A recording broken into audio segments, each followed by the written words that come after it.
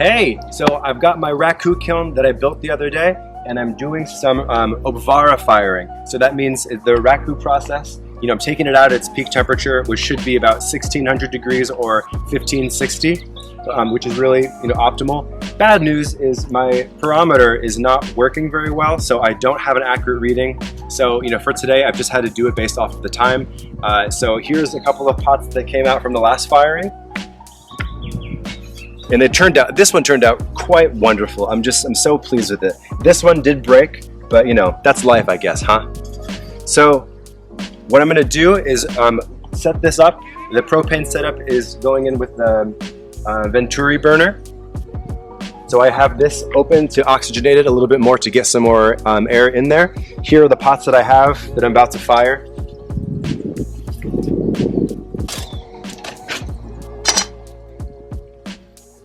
So those are the three I've got that I'm gonna go for now. I've got this piece of soft brick on top just so I can regulate how much air is coming in and out of the kiln versus how much more I need for there to be. If like a big yellow flame comes out, that's a reduction sign, meaning that I'm going to have to give it some more air.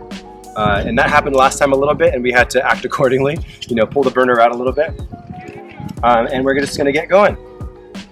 So down the line, I should have a pyrometer that's a little bit more accurate, but for this, we're just doing my best. So let's get going. I'm gonna turn the regulator and gas on, and then I'm going to open the ball valve to slowly let the propane through with a lit stick, okay?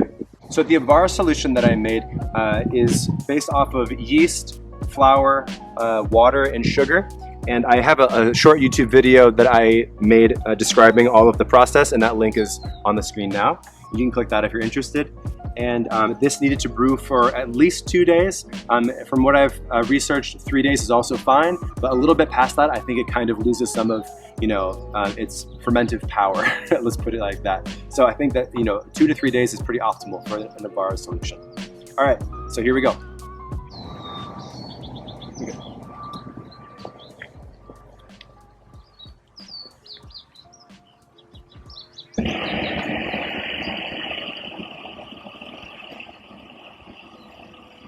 So when looking in the kiln, it's really important to have fire-resistant goggles just to make sure that you're protecting your eyes and that the heat is not damaging you over time. All right, so for these pots, there's a little bit of a different process for them. So I threw them regularly. I added some grog into them, which is really important because having the grog in there is having less room for the clay to contract as it's losing its chemical water, absorbed water, and adsorbed water through time.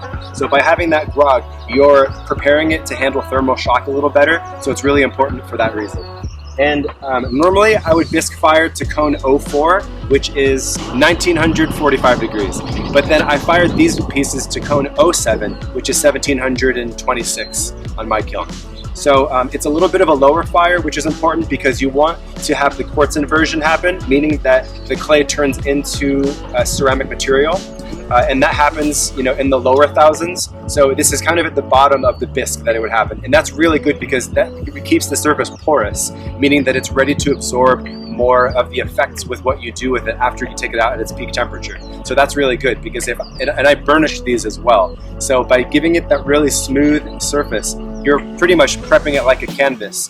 But if you bisque these too hot, like to cone 04, like I would normally do, you're going to lose the burnished effect and they won't be able to absorb color with the effects that you take after the Raku firing. So that's important. So here's the propane setup that I've got. I have the tank itself. I have a regulator and the gas line. So it's really good to have a long gas line just to make sure that the propane tank itself is pretty far away from the burner. Because if there was a strong wind or what have you, it's just really important to know, for peace of mind as well and safety, to know that they're separate, so there's no combustion that would happen in that way. So the regulator for this setup, the PSI is really low right now. It's still like hovering on 1, and you'd need pretty much 2 PSI for this setup for a propane because it doesn't really need that much pressure. The gas line is about 10 or 12 feet long. I have this yellow part is a ball valve, so that I can oof, Dad, hold on.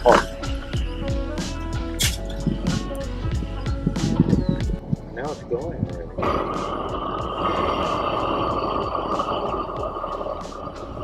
So what just happened? I was interrupted. So there was reduction inside of the kiln, meaning that there wasn't enough oxygen happening. So when a yellow flame backs out where the burner is, or when it backs out of the top, that means that it still needs to have more oxygen to be burning, because the propane gas has to go somewhere. And if it's not getting enough oxygen inside, it will escape somewhere. So you need to add more air when that happens. So this is the ball valve that I have. So turning it off shuts it off completely. And my order of operation is ball valve off when I'm starting, turn the gas line on, regulator on a little bit, and then coming over here with the lit something and turning on the ball valve just a little bit to then let the ignition start. So by that way, it's keeping it safe because I'm having complete control over whether the gas is flowing or not. Because if you have the gas flowing into the can, you're effectively making a bomb when you light it, because that's all going to collect inside and then you light it on fire and you'll kind of explode your kiln. So it's really good to have control over it. So also over here, I have a piece of soft brick and I've cut a groove into it because this Venturi burner that I'm using is being held in place by the brick, because you want to make sure that it's exactly where you want it to be, and if something happened that it wasn't going to fall over or run away and burn something. So once the pieces are done, I'm going to have my safety goggles on, and I'm also going to have a partner open up the lid, and I'm going to grab the piece and I'm going to dunk it into the Obvara solution very quickly. It only needs a second or two. And then I'm going to put it right into the water and stop the process. So when you see ones like this, for example, on the dark spots, that could be attributed probably to there being a higher temperature than desired, or being exposed to the Obvara mixture for a little bit too long possibly, or maybe just long enough if that's what you want. But the general temperature to go for is between 1560 degrees and 1600 degrees. So another thing, just to be sure is clear, is that this has the ingredients to be very unsafe if not done properly. So I've done a lot of research just to make sure that my setup is sound.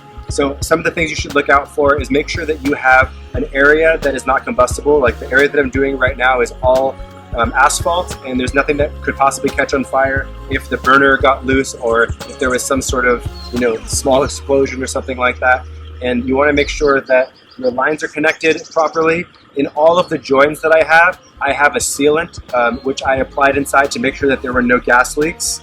And make sure that you have your proper gloves, eye equipment, and I also have a fire extinguisher close by just in case if something happens.